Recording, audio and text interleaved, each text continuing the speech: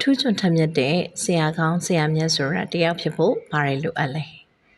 နောက်ပြီးတော့အဲ့လိုထူးချွန်ထက်မြက်တဲ့ဆရာကောင်းတယောက်ဖြစ်ဖို့ဆိုရင်အဲ့သူတွေရဲ့မွေးရပါစွမ်းရည်လားဒါမှမဟုတ်သူရဲ့စူးစမ်းလေ့ကျင့်မှုလား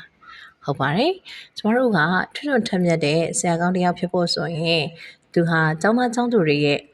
အစာသင်ခန်းအတွင်းမှာရှိတဲ့အောင်မြင်မှုတွေကိုသာမကဘူးကိုယ်စိတ်နှစ်ပါးကျန်းမာချွတ်လန်းမှုကိုဖြစ်လာစေဖို့အတွက်ဒါအပြင်သူ့ရဲ့ဘဝကိုအတိတ်ပဲရှိစွာနဲ့ကိုယ်တိုင်တိဆောက်နိုင်တဲ့စွမ်းရည်တွေဖြစ်လာအောင်ပြုစုပြောထောင်ပေးနေတဲ့ဆရာကိုမှကျမတို့ကဆရာကောင်းလို့သတ်မှတ်ကြပါတယ်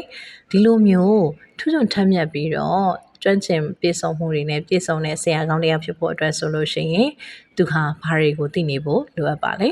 အချက်၃ချက်ကိုသူဟာကောင်းစွာသိဖို့လိုပါတယ်နံပါတ်၁တစ်ချက်က what is to be learned သူဘာတွေကိုသင်ယူရမယ်ဆိုတာကိုကောင်းစွာသိနာလည်ရပါတယ်နံပါတ်2ကတော့အောင်မြင်မှုဆိုတာဘာလဲဆိုတာသူကိုယ်တိုင်သတ်မှတ်ထားတဲ့အဓိပ္ပာယ်ရှိရပါမယ်သူကိုယ်တိုင်လည်းအဲ့ဒီအဓိပ္ပာယ်ကိုကောင်းမွန်စွာနားလည်သတ်မှတ်နိုင်စွမ်းရှိရပါတယ်နောက်တစ်ချက်ကတော့အဲ့လိုသူသတ်မှတ်ထားတဲ့အောင်မြင်မှုရဲ့အဓိပ္ပာယ်တွေအောင်မြင်မှုတွေကိုကျောင်းသားတွေရရှိသွားစေဖို့အတွက်ဘယ်လိုနည်းလမ်းတွေနဲ့အကူအညီပေးရမလဲရသွားအောင်ဘယ်လိုမျိုးနဲ့ပံ့ပိုးဆောင်ရွက်ရမယ်ဆိုတာကိုကောင်းစွာသိနာလည်နိုင်တဲ့စွမ်းရည်ရှိနေမှကျမတို့ဟာထူးချွန်ထက်မြက်တဲ့ဆရာကောင်းတစ်ယောက်ဖြစ်လာမှာပါ